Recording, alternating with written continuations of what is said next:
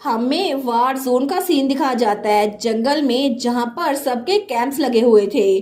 तो वहां पर तो बहुत सारे नाइट्स थे जो जंग के बाद वहां पर डेरा जमाए हुए थे। तो उनमें से कोई कहता है आखिर इसका मतलब क्या हुआ। सच में उनको लगता है कि वाइसलवेरी आर्मी उसको कैपिटल में दाखिल होने की इजाजत नहीं है। क्या ये कुछ ज्यादा नहीं हो रहा।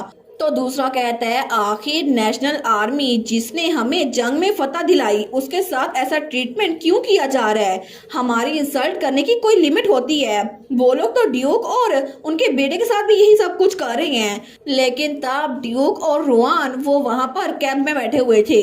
तो तब ड्यूक वो कहता है अच्छा तो ये बात है, मुझे बताओ कि सिचुएशन कैसी है।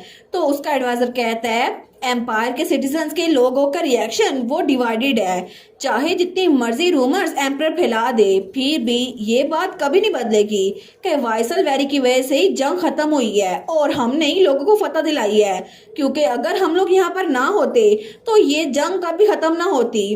और इसके अलावा एम्पीरियल फैमिली जितना मर्जी इंसिस्ट करे कि हम लोग बगावत करने वाले थे, किसी भी एविडेंस के बगैर एम्पीरियल फैमिली उनका अटैक तो बिल्कुल ऐसा होगा जैसे उन्होंने जानबूझ के अटैक किया है। तो तब वो कहता है अब हम लोग क्या करें, क्या हम लोग इस अपॉर्चुनिटी को इस्तेमाल करके पहले स्ट्राइक करते।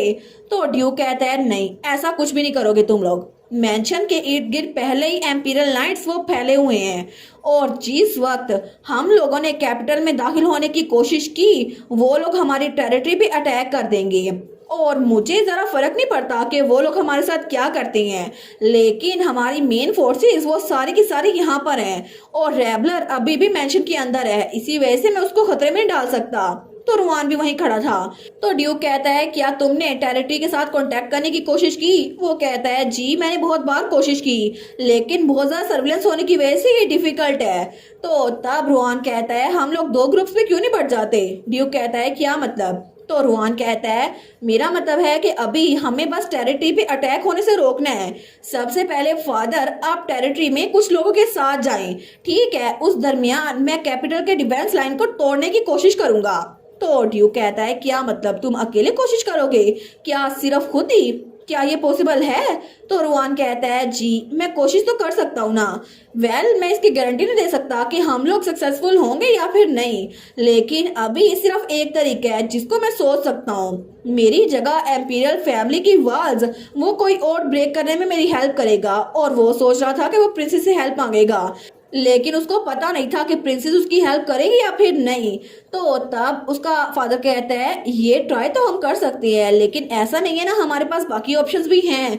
तो तब ड्यूक कहता है क्या तुम श्योर हो कि तुम इसके लिए रेग्रेट नहीं करोगे। तो रुआन कहता है मैं शायद रेग्रेट करूंगा, लेकिन मुझे लगता है अगर मैंने कुछ ना किया तो फिर मुझे जरा पछतावा होगा। तो ड्यूक कहता है ठीक है हम प्लान में चेंजेस करते हैं। रुआन वो कुछ लोगों के साथ यहाँ पर रहेगा और उसके बाद एम्पायर में जाएगा, लेकिन हम लोग वाइसलवेरी डची को प्रोटेक्ट करने के लिए कुछ लोगों के साथ जाएंगे, तो मेरे साथ चलो। और तब ड्यूक वहां से निकल गया था और रुआन भी वहां से एम्पीरियल फैमिली में जाने के लिए निकल चुका था। लेकिन तब रात के वक्त हमें वाइसलवेरी स्टेट दिखाई जाती है। तो तभी हमारी हीरोइन वो अपने बेड पे सोई हुई थी, लेकिन तभी उसे कोई बुलाता है हे रेबलर मेरी बात सुनो। तो रेबलर वो सोई हुई थी, तभी कोई कहता है उठ जाओ रेबलर। तो रेबलर की आंख खुलती है, वो कहती है क्या। जब वो सामने देखती है तो वहां पे कैलिक्स था। वो कहती है कैलिक्स, लेकिन कैलिक्स उसको चुप रहने का इशारा करता है। वो कहता है बिल्कुल खामोश। तो रेबलर कहती है आखिर तुम रात के इस वक्त यहाँ पर क्या कर रहे हो। तो हमारा हीरो कहता है अपनी आवाज थोड़ी कम रखो, एम्पीरियल नाइट्स वो लोग तो बहुत सस्पिशियस मूव कर रहे हैं।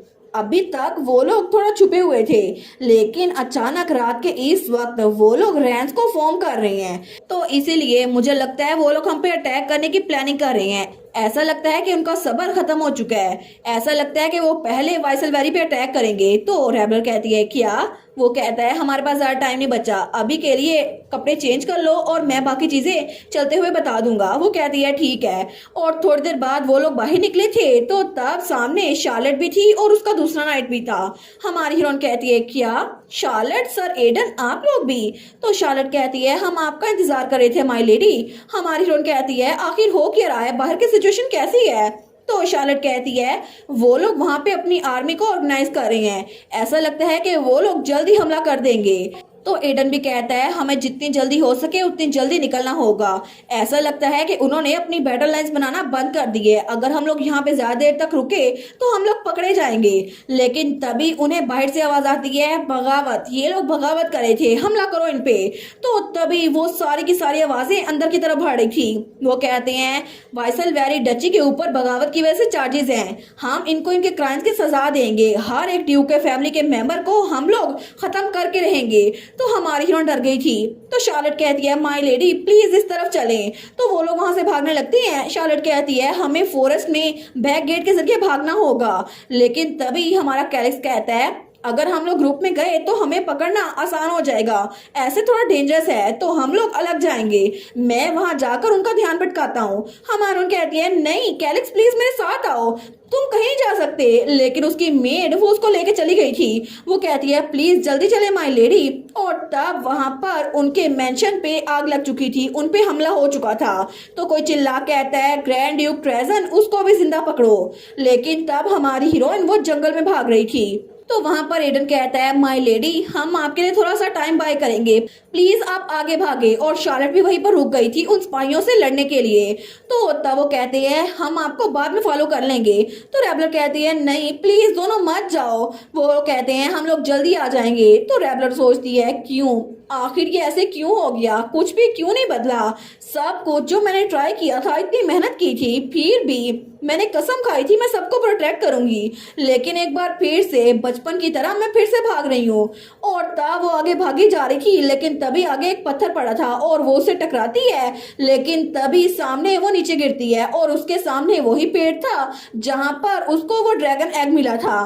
तो वो सोचती है क्या मैं कहाँ पर हूँ, आखिर ये पेड़ ये इतना जाना पहचाना क्यों लग रहा है। लेकिन तभी पीछे से कोई आते हुए कहता है भागने की कोई जरूरत नहीं है, ये बिल्कुल यूजलेस है।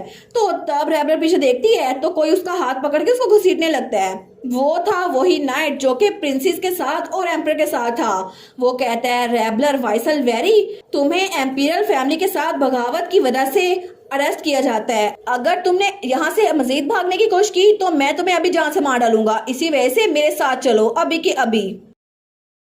और इसी के साथ ये वाला पार्ट यहीं पर ख़त्म। तो आप लोग बताइएगा आप लोग को ये पार्ट कैसा लगा, और वीडियो को लाइक और चैनल को सब्सक्राइब लाजमी कीजिएगा। बाकी वीडियोस का लिंक भी स्क्रीन पर